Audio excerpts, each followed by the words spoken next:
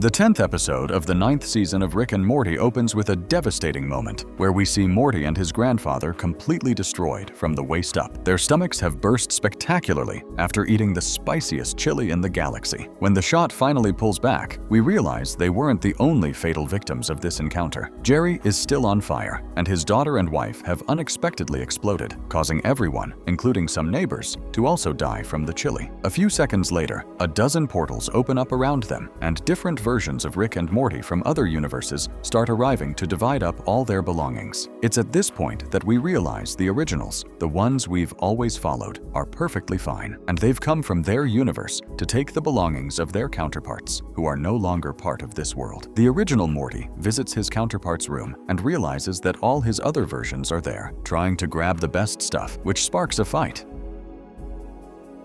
Downstairs, the screenhead Mortis grab the flat-screen TV as fast as they can, while some are just there to watch. There he meets Cool Morty, one who has learned a lot from his grandfather and has his own portal gun, something our Morty has never managed to get. This Morty takes him to the exact spot where his grandfather hides his spare weapon and hands it to him so he can start being a bit more independent. When they finally return to their universe, Morty discovers that Rick brought back a rotating stand where he plans to put his motorcycle, but that's the only thing it does. It has no other effect besides slowly spinning. After getting tired of watching his grandmother's motorcycle spin slowly, Morty decides to put his new portal gun to use and visits a universe where he has just died to attend his own funeral. There, he discovers that in this universe, people have excessively long bodies and small heads, but what really interests him is hearing what people have to say about his death. As expected, his grandfather and family don't seem to have anything interesting to say about him, but what he does get to see is a girl slowly approaching, deeply mourning his passing. She walks up to the casket and gives it a kiss on the cheek, which really catches the original Morty's attention, since he has no idea who she is or how he managed to make a girl like him. He finds that so exciting that he doesn't regret coming to his funeral. So what he does next is keep jumping from universe to universe, attending all of his funerals. He even visits a Gothic universe, where his family hands his body over to crows so they can feed on his organs and drink his blood. In the Frankenstein universe, his body is cut into pieces like a birthday cake, and each of his relatives takes one of his limbs as if it were a gift. In another universe, his body is inflated like a balloon and launched into the sky as if it were a ceremony where his remains will float for the rest of eternity. Once he arrives at the universe where the letter Y doesn't exist, he thinks his name is misspelled, but this actually turns out to be one of the saddest funerals he has visited. At the podium, Jerry is giving a fairly moving speech, where everyone starts wailing out loud over having lost their leader, whom they loved so much. To close his speech, Jerry promises that when he gets to heaven, he will kill God for taking his son at such a young age. Later, during the burial, Morty tries to stay hidden, but the dog he had in this universe sniffs him out and ends up giving away his location. But the most surprising part is that his family has no knowledge of other universes, so they think he has somehow come back to life. They end up taking him home, where Morty explains everything. Their Morty, or Mort as they called him, is dead, but he comes from another universe and just wanted to attend his funeral. After this, Morty asks about Ricky, and his parents sadly reveal that his grandfather is an alcoholic, which isn't a surprise to him at all. But what does surprise him is that the family decided to send him somewhere to get rehabilitated. And he's been there ever since. 2 seconds later, his sister shows up with an extremely delicious sandwich, which makes him completely forget how worried he was about his grandfather. That night, everyone gathers to watch a movie, and Morty ends up falling asleep on his mother's lap. When he finally wakes up, he realizes he has to go back to his world, and as he crosses the portal, his sister is filming Jerry, making a fool of himself trying to take off his shirt. The chaos in the living room makes him want to go back to that world right away, but from that point on, everything gets worse. His mother is nearly passed out on the kitchen table after drinking countless bottles of wine, and there's no sign anywhere of dinner or of anything at all that could welcome him. In the garage, his grandfather is so focused on his new rotating stand that he doesn't even notice Morty is gone. So that night, as the boy lies there staring at the ceiling, he decides that maybe he isn't really needed in this universe. As soon as he crosses the portal, his family is so happy to see him that they go out to celebrate at their favorite restaurant, which has a different name in this world. But the food is much more delicious, so Morty takes the chance to be the center of attention and tell them a few of the adventures he's had and how his body has been rebuilt a million times. But contrary to everything Morty was expecting, his new family shows him that they're deeply worried about his safety and ask him what his real parents think about him being out there across the universe, risking his life and dying over and over. It's a question Morty decides to ask the original Jerry, who couldn't be more absorbed in his own thing and doesn't give him any attention at all. So Morty decides to keep traveling to the universe where they really give him affection and starts spending time with his father, carving wooden figures and having the childhood he never had. In this universe, his father is extremely loving and invites him to travel to the cabin where the rest of the tools they could use for a new project together are kept.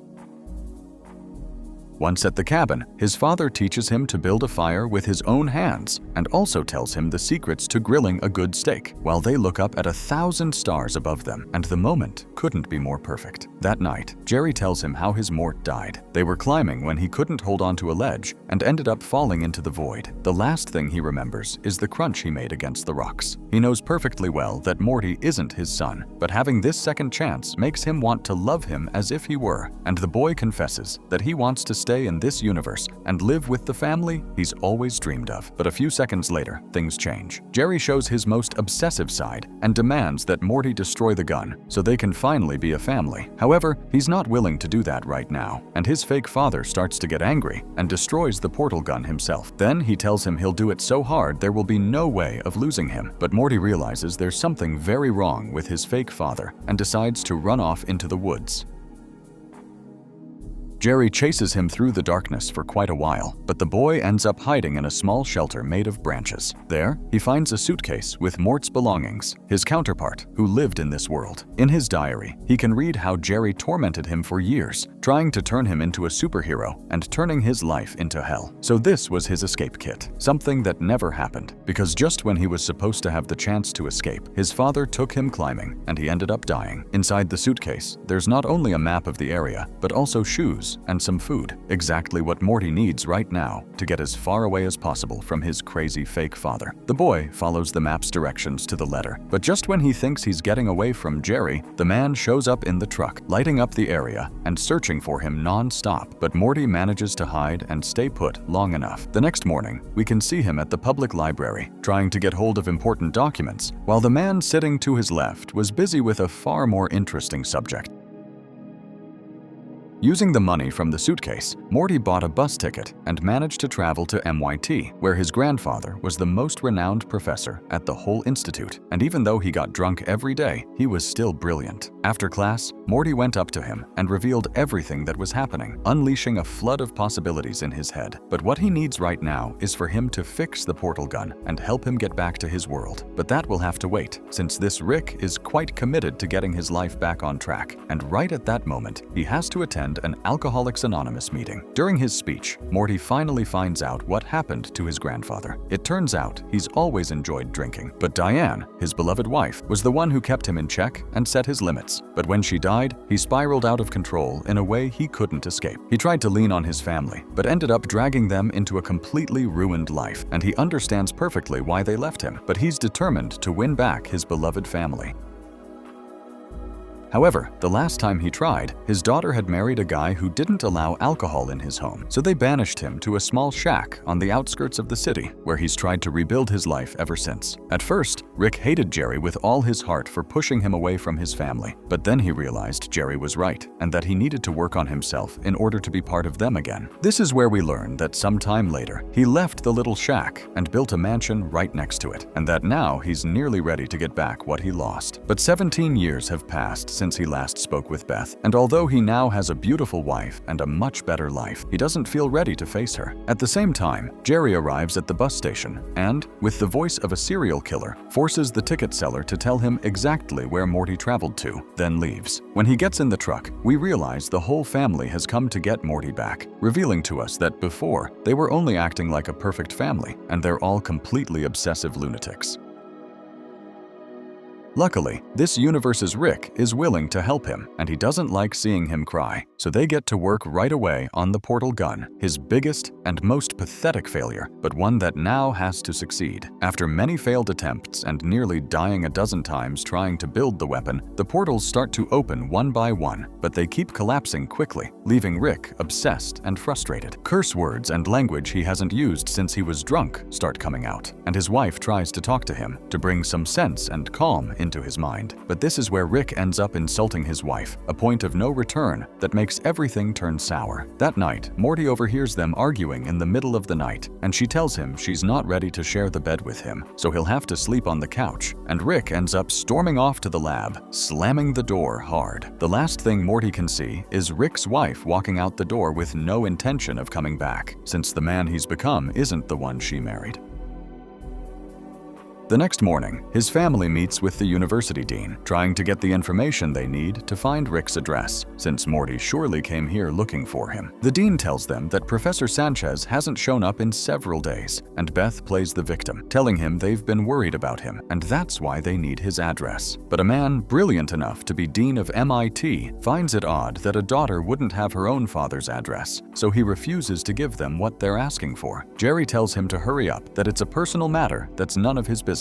When the dean tries to call security, he chokes him, putting his arm over his neck and applying pressure until the dean decides to give them what they need. Before passing out, Summer manages to hear his computer password and not only gets the address they need, but also puts herself on the accepted list for when it's her turn to attend the university. That way she won't have to work too hard and will have a secure future.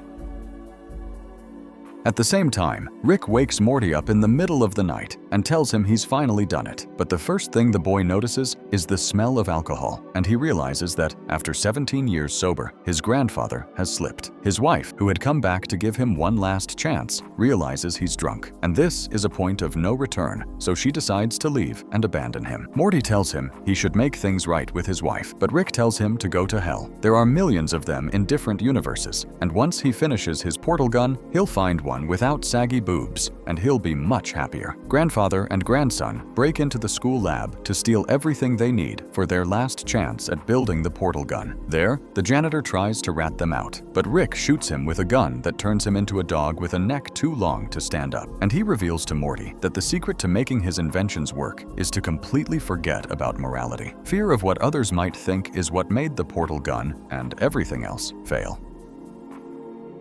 By the time Rick manages to get back home with everything they need, his wife is loading her belongings into the car and hits the gas without looking back. A few seconds later, the gun is completely finished, and it's time to make the final attempt. The portal opens, and luckily, it stays stable long enough for them to say goodbye, and Rick thanks him for saving him from the miserable life he was living. It's thanks to him, and to alcohol, that he'll be able to fulfill all his dreams, and now he won't spend the rest of his life resenting a lab full of failed experiments, because he has every universe available to find what he needs and make it all a success. Just before Morty steps into the portal, his family from this universe shows up, and although his mother is as kind and generous as always, Jerry is holding a shotgun, and if this Morty doesn't want to be part of his life, then he won't be part of anyone else's either. Rick tries to show them how safe the portal is, and that this Morty doesn't belong to them, and they need to accept that theirs died. But when he throws their beloved cat through the portal, it comes back skinless and dying.